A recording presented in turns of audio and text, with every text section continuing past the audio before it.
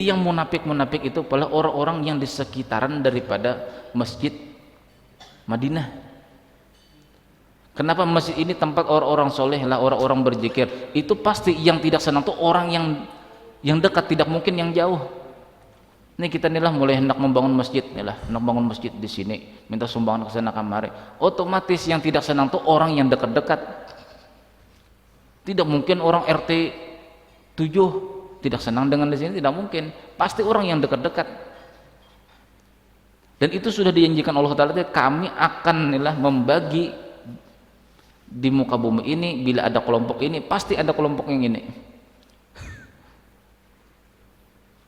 Itulah kenapa Rasulullah sampai wahamamtu, aku ingin bercita-cita membakar rumah-rumah yang tidak mau di dalam rumah tadi orangnya masuk atau berjamaah sholat ke masjid. Itu supaya apa? Itu supaya jangan menjadi orang munafik. Itu aja tujuan Rasulullah sallallahu alaihi wasallam. Itu bercita-cita, aku bercita-cita, kata Rasulullah, ingin membakar rumah-rumah yang di dalam rumah itu orangnya tidak mau masuk ke masjid untuk sholat berjamaah. Itu cita-cita Rasulullah. Apa tujuan Rasulullah mengatakan demikian? Supaya orang-orang yang di sekitaran itu supaya jangan menjadi orang munafik.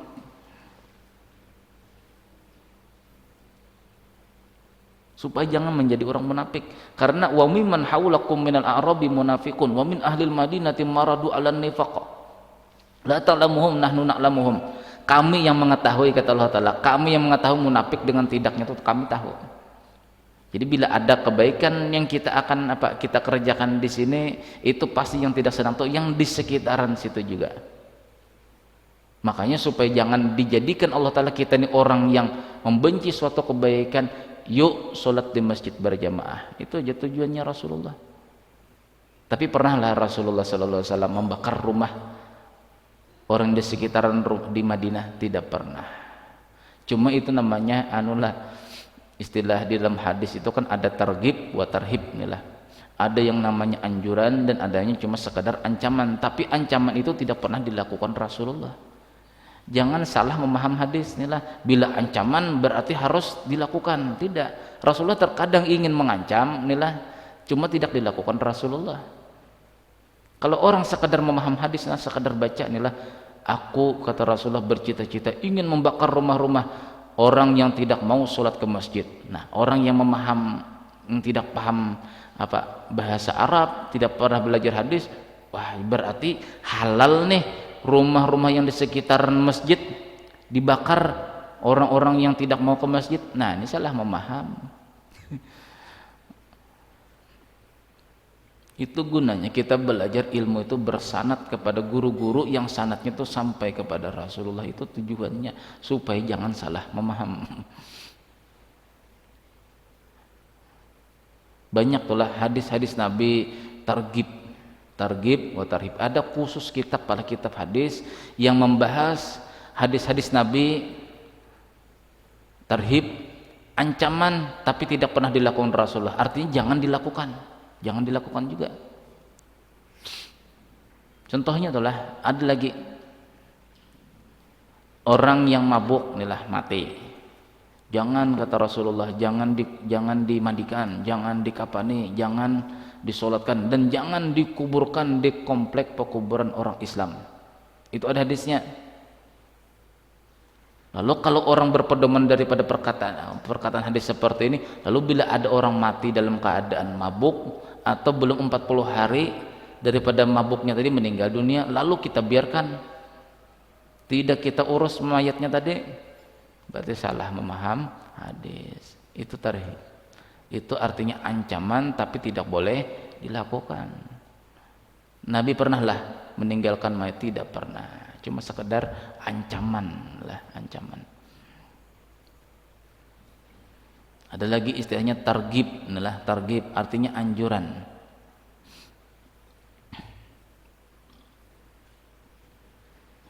Nah, kita kembali tadilah. Jadi arti orang soleh, arti orang soleh itu adalah orang yang memberikan manfaat, baik tenaganya ataupun pemikirannya. Tenaganya dibantunya, ada yang pemikiran, cuma tinggal kita belajar sangka baik, itu aja. ini ada mengadakan begini, ini kenapa tidak ada terus? Siapa tahu ada yang lebih bermanfaat. Apalagi manusia itu ada tanggungannya banyak.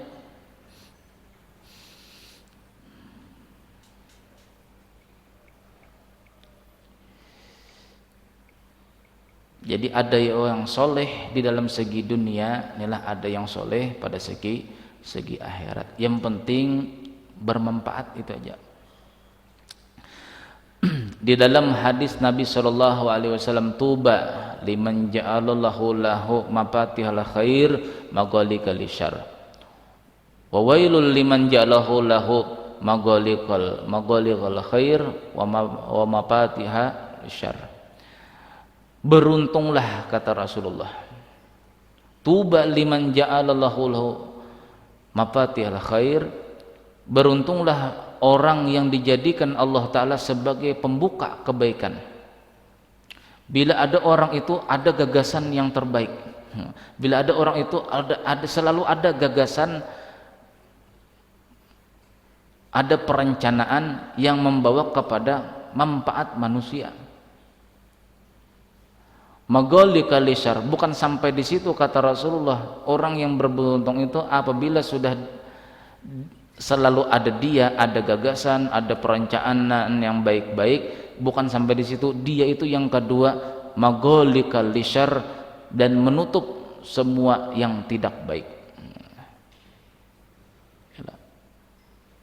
Datang orang tadi yang dulunya di tempat itu ada korupsi, tidak terjadi lagi korupsi. Berarti itu tuba, beruntung.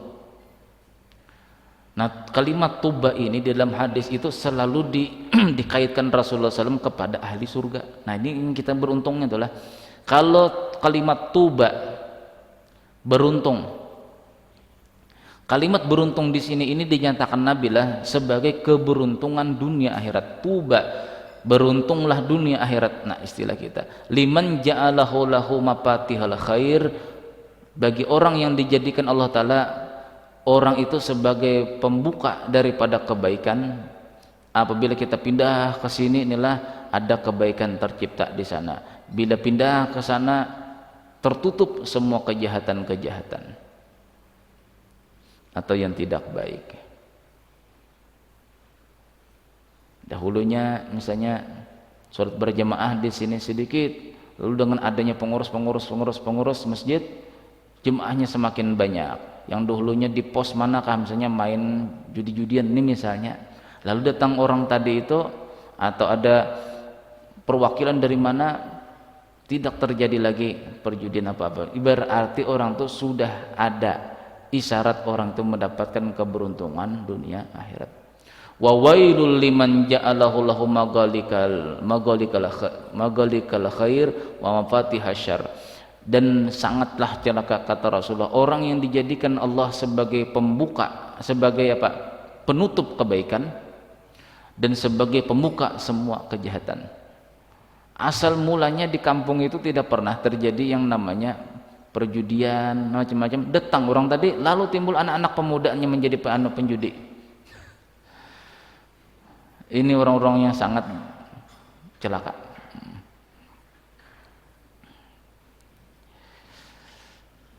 Nah, tinggal kita inilah. Jadi setelah kita sudah tahu Allah Ta'ala itu pasti menjadikan dua kelompok di dalam suatu lingkungan, itu sudah pastilah. Jadi siap-siap kita. Bila ada perencanaan inilah ingin membangun masjid ini 2 tingkat, apa jelas sampai ke sana, itu pasti ada yang tidak senang, itu pasti sudah. Cuma orang yang tidak senang ini merasa dirinya itu baik juga. Yang ini paling sulit inilah. Yang paling enak itulah bila kita melakukan suatu kebaikan, untuk kebaikan, orang itu mengaku saja dia itu salah, ingin merusak daripada kebaikan yang ingin kita bangun, itu paling mudah kita mengenali. Tapi yang paling masalah itu orang itu inilah, kita ingin melakukan suatu kebaikan, membangun masjid misalnya, nanti orang ini inilah perusak, tetapi dirinya itu merasa tidak merusak. Jadi orang yang di kelompok yang kedua inilah, orang yang merusak itu Ada yang diciptakan Allah Ta'ala dia itu merusak, namun diciptakan Allah Ta'ala hatinya itu tidak merasa dirinya merusak. Itu dengan pertanda apa? Orang itu banyak komen. Nah itu aja, banyak protes. Jadi orang kalau banyak protes apa, jangan terlalu ditangani. Bila kita sudah perencanaan begini-begini, kerjakan sudah, bila sudah ada dananya apa juga pun. Jangan terlalu diurusi. Karena kalau kita mau urusin itu Pak, terbengkalai rencana-rencana kita yang asal mulanya biasanya berapa bulan selesai, terkendala karena itu tadi kita terlalu fokus kepada komen-komen orang. Kerjakan aja, udah usah anggap angin lalu aja. Yang penting kapilah berlalu. Nah istilahnya tuh kapilah berlalu. Nah itulah masalah orang yang orang yang merusak adalah orang yang tutur katanya merusak, tetapinya diciptakan Allah Ta'ala hatinya itu tidak merasa merusak. Dengan tanda apa? Dengan cara orang tadi banyak protes. Protesnya bukan protes membangun, merasa dirinya paling pas sudah pendapatnya, itu masalah.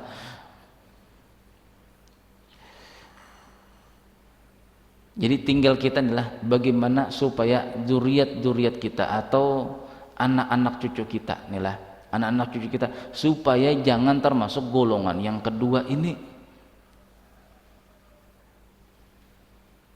Kita sebagai seorang bapak inilah, yang belum jadi bapak cepat-cepat jadi bapak.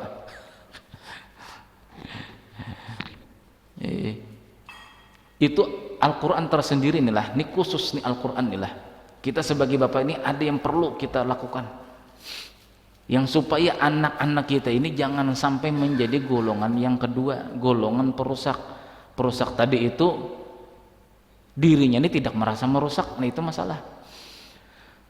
Di dalam surah An-Nisa, wal yakhshal ladina law taraku min khalfihim dzurriyyatan dhi'afan khafu 'alaihim falyattaqullaha wal yaqulu qawlan sadida. Itu jadi juz 4. Wal yakhshal ladina law taraku min khalfihim dzurriyyatan dhi'afan, hendaklah orang-orang itu merasa takut. Takutnya pada segi apa? Law taraku min khalfihim dzurriyyatan dhi'afan, mereka itu nanti akan menyisakan, meninggalkan daripada dzurriat mereka dhi'afan,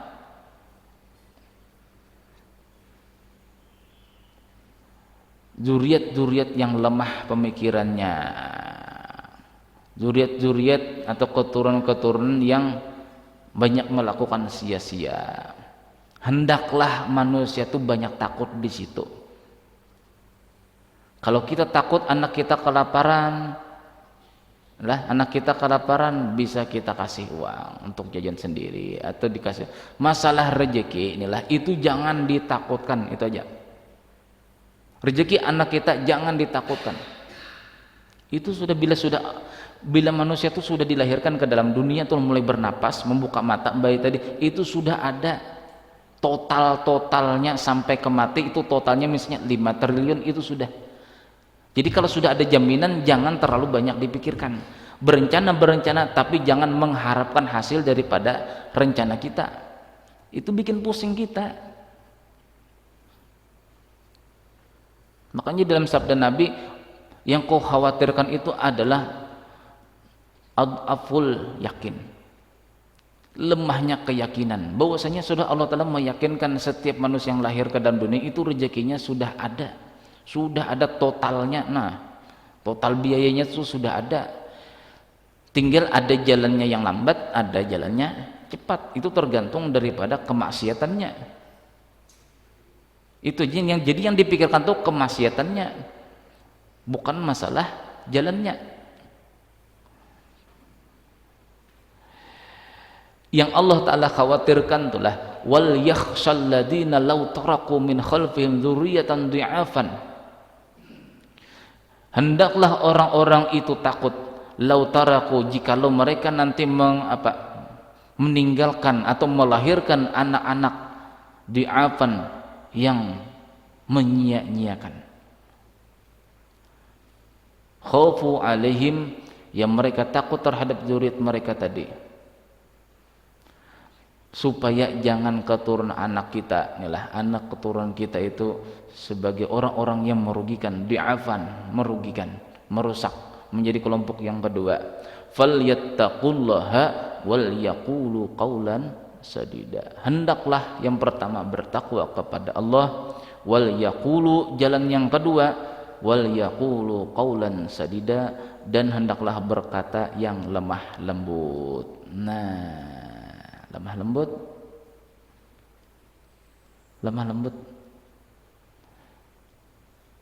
jangan kasar sekalipun baik, karena setiap perkataan yang kasar sekalipun baik itu belum tentu hati kita tenang. Bila hati kita tidak tenang, ucapan kita walaupun baik, orang lain pasti menerima tidak baik. Kan hendak soleh tadi ceritanya nih lah, hendak soleh ceritanya tadi, hati soleh itu bermanfaat. Maka bila sudah perkataan kita itu kasar, tidak lemah lembut sekalipun baik, orang menerima tidak akan, orang yang mendengar tidak akan menerima. Lalu bermanfaatlah, sama istilahnya bahasa Banjarnya tuh buang-buang pandir aja. Buang-buang pandir aja, tidak bermanfaat. Sehingga di dalam Al-Quran tersendiri itu yang kita otomatiskan dulu adalah perkataan lemah lembut. Perkataan lemah lembut ini walaupun kalimatnya tuh kalimat kasar, tapi kita dengan nada lembut itu orang akan menerima, daripada kita kata-kata kita itu benar tapi kasar, orang tidak akan menerima. Makanya Al-Quran di sini supaya keturunan anak kita ini tidak menjadi orang-orang yang menyia-nyiakan, supaya kita jangan sampai menurunkan anak-anak yang sia-sia. Kata Allah Ta'ala, falyattaqullah, bertakwa kepada Allah, dan yang kedua wal yaqulu qawlan sadida, bertutur lemah lembut, protes dengan lemah lembut, insya Allah terima orang. Aku aja bingung bila aku berkomentar selalu tidak diterima. Iya, karena tutur katamu tuh tidak lemah lembut, itu aja masalahnya. Coba pelan-pelan bicara, istilahnya lah. Ini apa, mengerjakan atau berkata sesuatu tuh menilai dengan penilaian dirinya, tidak mau minta penilaian orang lain, kan begitu. Aku sih sudah mengatakan baik-baik, sudah aja, iya baik-baik menurut kamu, tapi tidak diterima, salah apa diriku? Itu namanya minta nilai manusia. Nah, itulah manusia tadilah kelompok yang dijadikan Allah Ta'ala di muka bumi ini. Itu ada yang soleh, ada yang tidak soleh, itu sudah pasti lah, sudah pasti. Jadi yang ketiga tadi kita kembali kepada perkataan Imam Ghazali, orang yang patut kita temani yang ketiga adalah orang yang soleh. Apa itu orang soleh? Adalah orang yang bisa memberikan manfaat. Nah, dalam Al-Quran tersendiri itu ada dikatakan 124 kata-kata soleh tadi, 124 jumlahnya. Itu tanda-tandanya orang-orang soleh.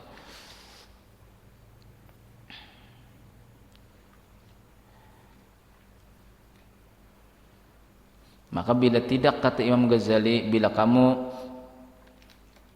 berteman kepada orang yang fasik, artinya tidak soleh, niscaya kamu tidak akan merasa aman dengan dirinya, dan kamu tidak akan terpelihara daripada kejahatannya. Tidak terpelihara kejahatannya kepada kita. Nanti diajarinya yang salah-salah, itu tadi.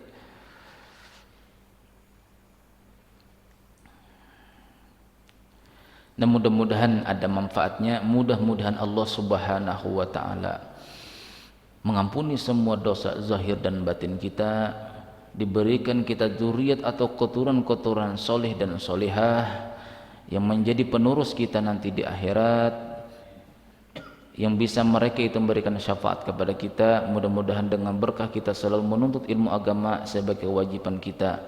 Mudah-mudahan Allah Subhanahu wa Ta'ala mewafatkan kita husnul khatimah sebagai orang yang mati syahid di dalam fi thalibil ilmi, menuntut ilmu agama. Dan mudah-mudahan Allah Subhanahu wa Ta'ala menjadikan kita sebagai orang yang dekat dengan Rasulullah sallallahu alaihi wasallam, baik di dunia maupun di akhirat, mendapatkan syafaatnya. Amin ya rabbal alamin. Al-Fatihah. Alhamdulillahirabbil alamin arrahmanirrahim maliki yaumiddin. الدين إياك نعبد وإياك نستعين اهدنا الصراط المستقيم صراط الذين أنعمت عليهم غير المغضوب عليهم ولا الضالين آمين. Bismillahirrahmanirrahim. Alhamdulillahirabbil alamin wassalatu wassalamu ala asyrafil anbiya'i wal mursalin sayyidina wa lana Muhammadin wa ala alihi washabihi wa barik wa sallim ajma'in. Allahumma ighfir lana ma akhtana wa ma ta'ammadna wa ma asrarna wa ma a'lanna wa ma anta bihi minna antal muqaddim wa antal muakhir la ilaha illa anta rabbana atina hasanah wa fil akhirati hasanah wa qina adzabannar wa sallallahu alaihi sayyidina Muhammad wa alihi wasallam walhamdulillahirabbil alamin. Subhanakallahumma wa bihamdika asyhadu an la ilaha illa anta astaghfiruka wa atubu ilaik. Assalamualaikum warahmatullahi wabarakatuh.